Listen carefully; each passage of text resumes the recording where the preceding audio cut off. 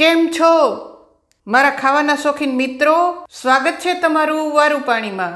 આજે આપણે બનાવશું વ્રત કે ઉપવાસમાં ખવાય એવા અથવા તો નાસ્તા માટે પણ તમે બનાવી શકો એવા સાબુદાણાના વડા, જે ખૂબ જ ઝડપથી બની જશે, ખૂબ જ ટેસ્ટી અને ક્રિસ્પી પણ બનશે। તો જોઈએ એની રેસીપી। બોલમાં આપણે અડધો કપ સાબુદાણા લેશું, એને આપણે 2 પાણીથી ધોઈ લેશું। આ રીતે પાણી નાખી થોડો હાથ ફેરવી અને આપણે એ પાણીને કાઢી લેશું।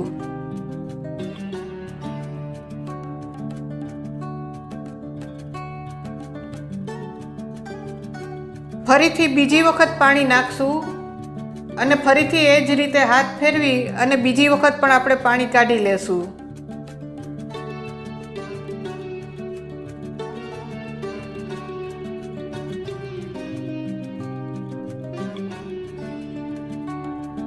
પછી આપણે એમાં અડધો કપ પાણી એડ કરશું।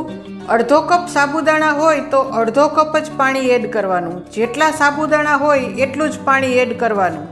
પછી આપણે એને 7 થી 8 કલાક માટે પલળવા દેશું। 8 કલાક પછી આપણે જોશું તો આપણા સાબુદાણા સરસ પલળી ગયા છે અને એમાં પાણીનો ભાગ જરા પણ રહેશે નહીં। એક સાબુદાણાને આ રીતે દબાવીને જોશું તો એ સરસ રીતે મેશ થઈ જાય છે, મતલબ કે આપણા સાબુદાણા સરસ પલળી ગયા છે।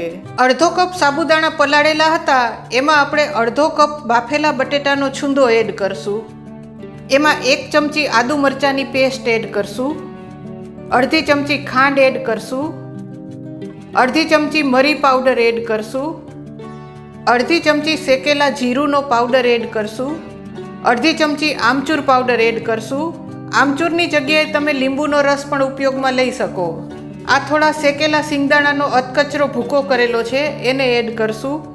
આ પણ શેકેલા સિંગદાણાનો સાવ ભૂકો કરી અને ફાઇન પાવડર કરીને એડ કરશું। સ્વાદ પ્રમાણે સેંધા નમક એડ કરશું, થોડા લીલા ધાણા એડ કરશું। બધી વસ્તુને આપણે હાથથી સારી રીતે મિક્સ કરી લેશું।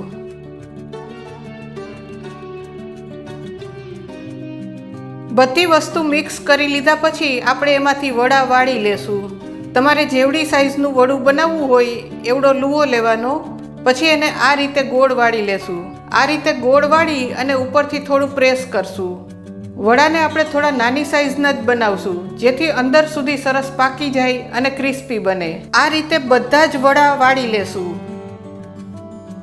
મિત્રો, આવી જ નવી નવી રેસીપી જોવા માટે મારી ચેનલને ફટાફટ સબસ્ક્રાઈબ કરો, લાઈક કરો, શેર કરો, કોમેન્ટ કરો। એક બાજુ તેલને મેં ગરમ થવા મૂકી દીધું હતું। આપણું તેલ ગરમ થઈ ગયું છે। હવે આપણે એમાં વડાને તરી લેશું।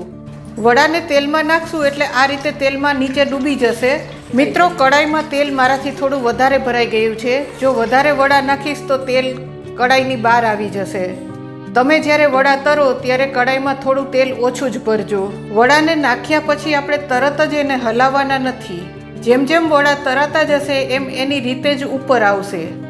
આ રીતે તેલમાં ઉપર આવી જાય પછી આપણે એને પલટાવી લેશું અને બીજી સાઈડ પણ થોડીવાર માટે આપણે પાકવા દેશું।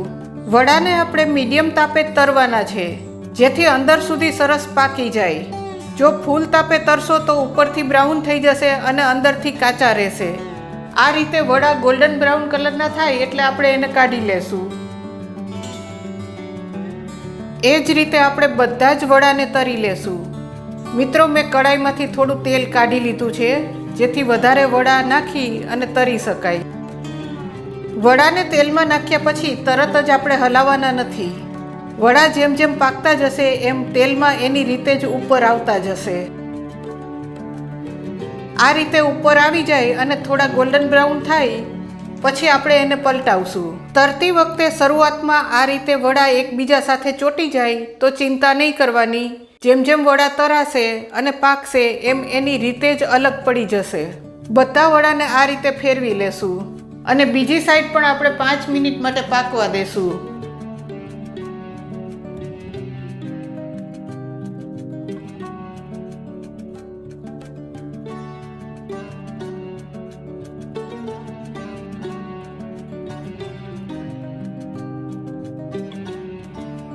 બધા વડા આ રીતે સરસ ગોલ્ડન બ્રાઉન થઈ જાય પછી આપણે એને કાઢી લેશું।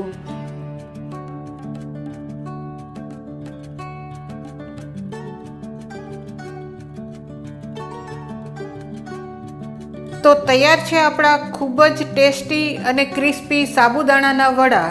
મિત્રો, આ રીતે ટ્રાય તમે પણ જરૂરથી કરશો અને તમારી કોમેન્ટ મને કોમેન્ટ બોક્સમાં જરૂરથી આપશો.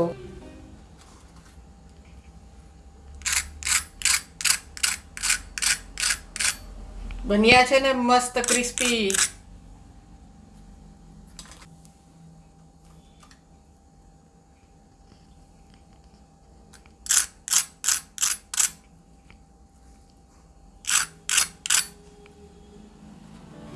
આ વડાને તમે સિંગદાણા અને નાળિયેરની ચટણી સાથે, ખજૂર આંબલીની ચટણી સાથે, આદુ મરચાં કોથમીરની ચટણી સાથે, દહીં સાથે, ચા સાથે, તમને જેની પણ સાથે ફાવે એની સાથે તમે ફરાળી સાબુદાણા વડાની મોજ લઈ શકો છો.